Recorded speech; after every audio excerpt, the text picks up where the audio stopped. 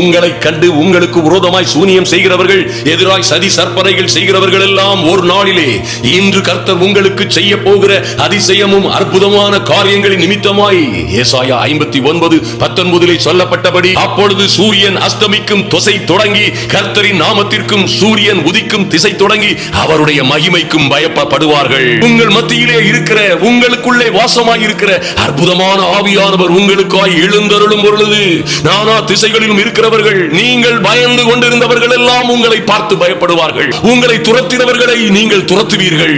உங்களை தத்தளிக்க பண்ணினவர்கள் கையிலே உங்கள் தத்தளிப்பின் பாத்திரம் கொடுக்கப்படும். அவருடைய மகிமைக்கு பயப்படுவார்கள்.